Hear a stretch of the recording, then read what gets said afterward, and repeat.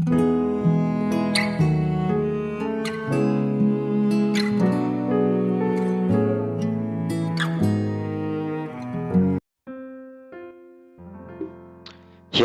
shalom, selamat pagi saudara semua.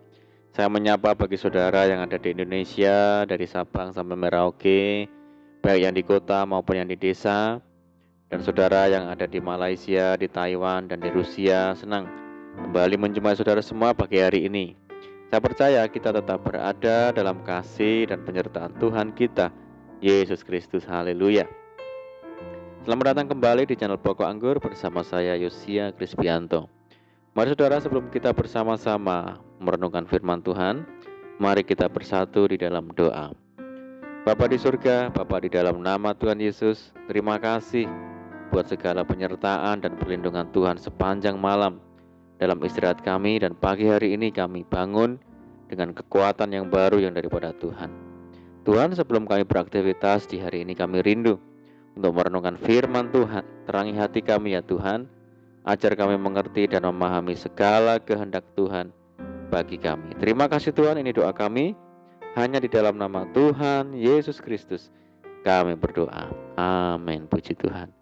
Baik saudara, kita akan membaca bersama-sama di dalam Mazmur 62 ayat yang kedua. Hanya dekat Allah saja aku tenang, daripadanya lah keselamatanku. Puji Tuhan. Saudaraku, Daud dalam perjalanan hidupnya, mulai dari saat masih menjadi seorang penggembala domba hingga menjadi raja atas Israel, kehidupan Daud diwarnai dengan hal-hal yang menakutkan, banyak ancaman sehingga ia merasa tidak aman. Saat mengembalakan kawanan domba ayahnya, ia harus berhadapan dan bergumul dengan binatang buas, singa, dan juga beruang yang hendak menerkam domba-dombanya. Jika ada singa atau beruang yang menerkam salah satu dombanya, Daud pun mengejarnya sampai ditemukan dan merebut kembali dombanya dari mulut singa atau beruang yang menerkamnya. Daud berkata, "Jadi, baik singa maupun beruang telah dihajar oleh hamba-Mu ini." Namun saat melawan Goliat, tidak ada rasa takut sedikit pun dalam diri Daud karena ia tahu bahwa Tuhan yang menyertainya. Dan terbukti ia mampu mengalahkan pahlawan Filistin itu dan meraih kemenangan secara gemilang. Ujian yang harus dilewati tidak hanya sampai di situ. Daud pun selalu dikejar-kejar oleh Saul yang hendak membunuhnya. Hidup Daud seperti berada di ujung tanduk. Secara manusia, ia kerap kali merasa takut dan khawatir. Namun ia tetap tenang karena ia yakin ada Tuhan yang tidak pernah meninggalkannya. Sehingga Daud pun bisa berkata, "Sekalipun aku berjalan dalam lembah kekelaman, aku tidak takut bahaya, sebab Engkau besertaku. Gadamu dan tongkatmu itulah yang menghibur aku." Puji Tuhan. Daud sadar bahwa rasa tenang dan aman itu tidak ditentukan atau dipengaruhi oleh keadaan dan suasana sekitar, orang lain, uang atau harta yang kita miliki atau kuasa-kuasa di luar Tuhan. Tetapi rasa tenang dan aman hanya akan kita rasakan ketika kita dekat dengan Tuhan, karena Dia adalah tempat perlindungan kita. Dengan kata lain, jika kita merasa aman bukan berarti tidak ada masalah atau ujian, tetapi karena ada Tuhan. Tuhan merupakan jaminan rasa aman kita, saudara. Perlindungan yang Dia berikan itu sempurna adanya.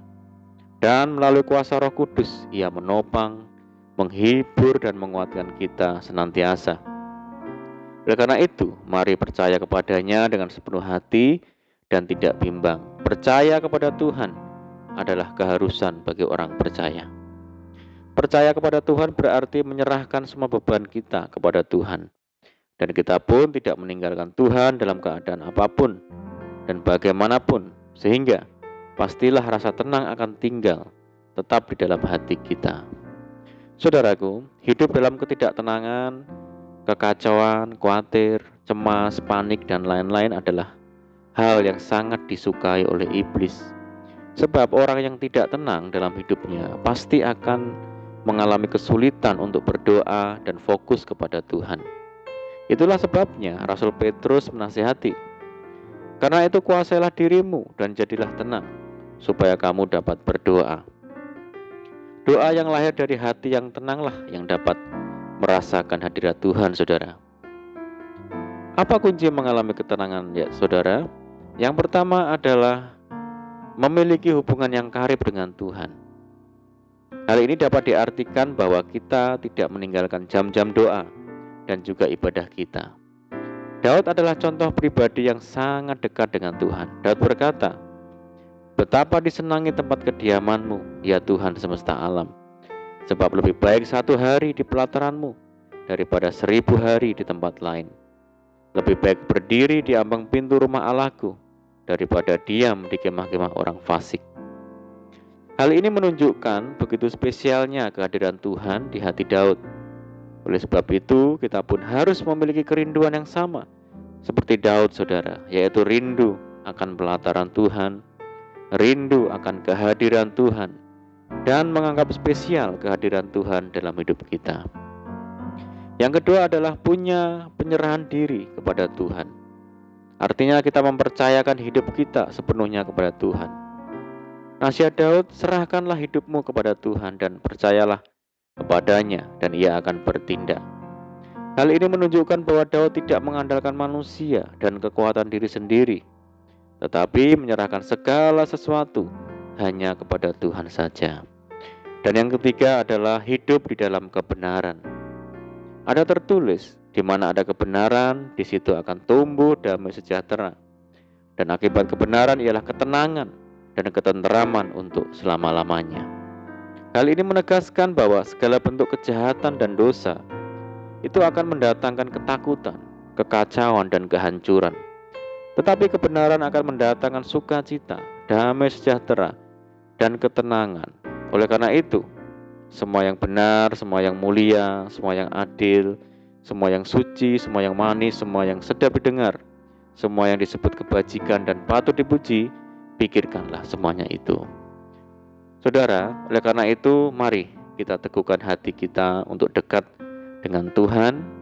Semakin kita dekat dengan Tuhan, maka kita akan semakin merasakan ketenangan dan ketenteraman. Amin, puji Tuhan. Mari kita berdoa. Bapa di surga, Bapa di dalam nama Tuhan Yesus, terima kasih buat firman-Mu saat ini, bahwa kami Tuhan untuk selalu mendekat kepadamu, rindu selalu akan kehadiran Tuhan, sehingga hati kami senantiasa dipenuhi dengan ketenteraman dan ketenangan. Terima kasih Tuhan, meteraikan firman-Mu dalam hati kami, dan ajar kami melakukan dengan setia. Saat ini kami menyerahkan hidup kami hari ini ke dalam tangan Tuhan. Berkati kami hari ini, berkati segala usaha dan pekerjaan yang kami lakukan lewat tangan-tangan kami. Dan jadikan kami hari ini berhasil dan beruntung ya Tuhan. Dan sertai kami hari ini dengan penyertaan Tuhan yang sempurna. Dan mohon petunjuk-Mu sehingga kami hidup sejalan dan seturut dengan segala kehendak Tuhan. Limpahi kami dengan sukacita dan damai sejahtera Tuhan hari ini, dan jauhkan kami dari segala malapetaka. Berdoa secara khusus bagi kesejahteraan kota kami, kesejahteraan desa kami, daerah kami, dan bangsa kami yang saat ini menghadapi pandemi COVID-19. Mari ya Tuhan, berkati daerah kami, pulihkan negeri kami, belas kasihan-Mu bagi negeri kami Indonesia. Terima kasih Tuhan, ini doa kami ya Tuhan, kami percaya Tuhan mendengar seruan doa kami. Hanya di dalam nama Tuhan Yesus Kristus kami berdoa. Amin. Puji Tuhan, saudara, kita sudah berdoa, kita percaya penyertaan Tuhan selalu ada bagi kita hari ini. Mari kita tetap mengandalkan Tuhan dan tetap semangat di dalam Tuhan. Saya ucapkan selamat pagi, selamat menyongsong hari yang baru. Doa saya menyertai saudara semua. Tuhan Yesus memberkati. Haleluya.